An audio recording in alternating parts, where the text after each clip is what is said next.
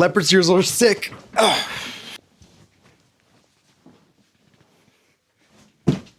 And maybe a little bit scary.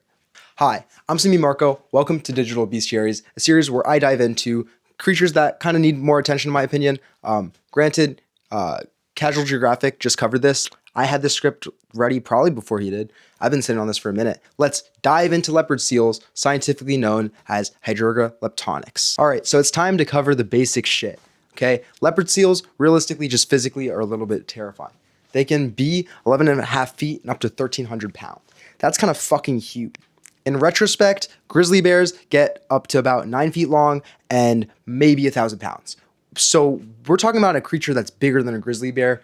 It's kind of in between a whale and a seal. Oh, and sorry about my hair being a mess in this video. I may have to leave for jiu-jitsu soon before I finish. We'll see.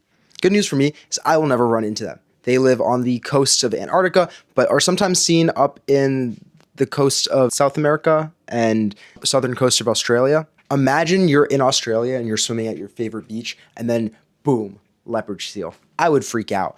One of the many reasons I'm not looking forward to ever spending time in Australia. Mothers and pups tend to stay further north than other individuals, while most individuals tend to stay near pack ice off the mainland. Pack ice kind of functions as a ecological hub where creatures can rest, and it's vital habitat for many Antarctic creatures as they can rest on it and find cover under it. It's also important in regulating climate change due to the fact that it helps reflect sunlight and insulate the ocean. I know I talk about this damn near every video, but it is super important to talk about. But climate change is threatening these animals because this key habitat is shrinking due to climate change. Now, if you were like me and you watch Happy Kid as a feat, you might remember being terrified of these leopard seals. Based off of that movie, you might think that they are penguin hunting machines, especially when we see them hunting around pack ice, and that's a lot of what they hunt around pack ice is the penguins. But that's actually not true. First, let's look at the teeth. We already talked about the inchline canines, but there's more going on here. Besides their canines, the rest of their teeth are pretty funky. They resemble their cousin, the crab-eater seal, and they kind of look like tridents. They use their teeth along with suction to feed on krill that can get up to 5 centimeters. You might be asking, how do they not swallow a bunch of salt water? After they suck in the water and krill, they spit the water out, so just the krill's in their mouth. And because of this strategy, up to 83% of their diet can be from krill. This feeding style is more similar to baleen whales. It's still predatory, but it isn't as violent as their hunting strategies with penguins, which we will get to. His first theory is that leopard seals would be able to use suction to feed based on comparison from their teeth to the fossilized teeth of early whales. And with that theory, we tested it on captive leopard seals with like these straw contraptions, and it's really well documented in a in an article from Ed Yong that's on screen now. Definitely go read that. It's really interesting. Remember how I said we'd get back to penguins? Well, here we are. Leopard seals do feed on penguins. That's not a lie. There's tons of video documentation of it. Everybody knows this.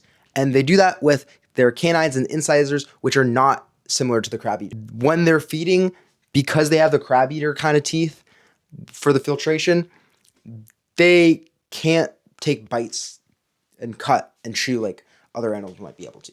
So some of the brutality comes from them kind of flinging their prey around to dismember it a bit so they can actually eat it.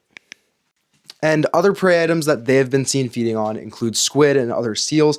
We also see that, like many other predators, individuals may specialize on specific types of prey.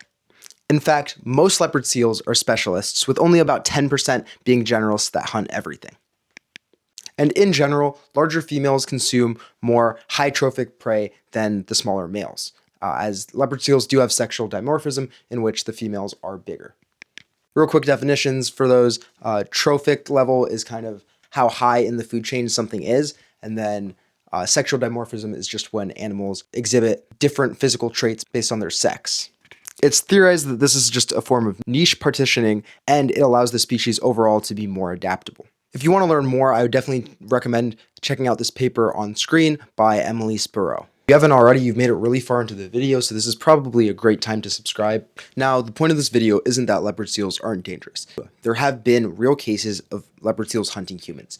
it's not an animal I would go up to, right? Like, they seem to be more dangerous to humans than orcas, which is kind of insane to think about, but they are bigger than a grizzly bear, and they have actively predated on humans. But they are individuals that specialize in different prey types. Not all of them are the monsters we see in these movies about penguins, but at the end of the day, they are just animals.